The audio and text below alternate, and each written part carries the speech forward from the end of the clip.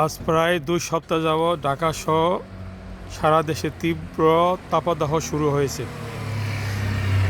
প্রবাসে আমরা যারা থাকি, প্রবাস থেকে ফোন করলেই দেশের স্বজনদের কাছে শুনি, বাবারে এত গরম জীবনে দেখি নাই। তাহলে এর কারণ কি? কারণ ঢাকা সহ সারা দেশে যেভাবে গাছ নিধন করা হয়েছে সেইভাবে প্লান্টেশন করা হয় নাই। আপনারা জানেন, পরিপূর্ণ একটি গাছ বছরে প্রায় ১৩ পাউন্ড, কম বেশি ৬ কিলোগ্রাম কার্বন ডাই অক্সাইড শোষণ করে।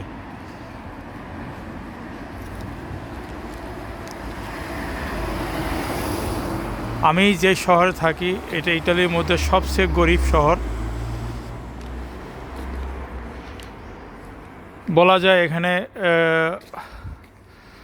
শিল্প কলকারখানা তেমন একটা নাই। তারপরও এই শহরকে স্থানীয় মেয়র যেভাবে তারা সাজিয়েছে, এটা সত্যি দেখার মতো।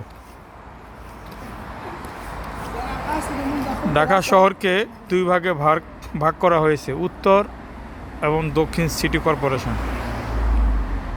শহরকে আরও সুন্দর করার জন্য মাননীয় প্রধানমন্ত্রী শেখ হাসিনা ২ ভাগে ভাগ করেছেন। পরিণামে কি হয়েছে? পরিণামে শহরের গাছগুলা, বড় বড় গাছগুলা কাটা হয়েছে। আমার জানা মতে ঢাকা বিশ্ববিদ্যালয়, আজিমপুর, রমনা পার্ক সহ বিভিন্ন এলাকায় বড় বড় গাছ কাটা হয়েছে, সেইভাবে কিন্তু প্লান্টেশন করা হয়নি। এইসব বিষয় নিয়ে সাংবাদিক বা পরিবেশবাদীরাও তেমন কোনো উচ্চ স্বরে কথাবার্তা বলতে শোনা যাচ্ছে না।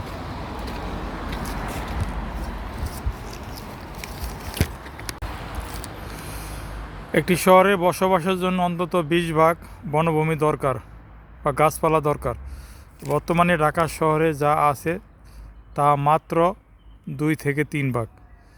পরিণামে বয়স্ক এবং শিশুদের হিটস্ট্রোক জনিত নানা সমস্যায় পড়তে হচ্ছে।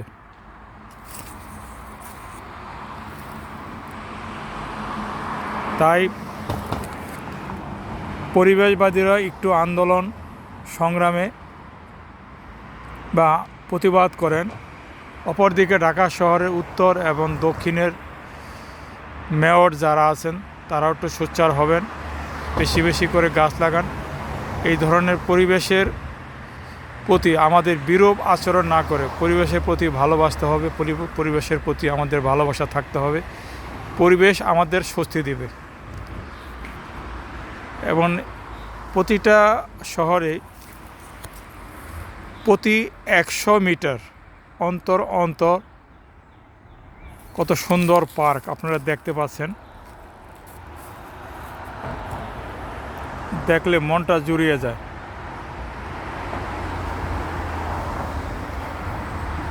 যখন অসহ্য গরম বা তাপদাহ সৃষ্টি হয়, এই ধরনের গাছপালা একটি শহরের জন্য কতটা উপযোগী তা শুধু যারা ভুক্তভোগী তারাই বলতে পারবেন। শরীফুল ইসলাম জামাল, ইতালি, গরিসিয়া থেকে।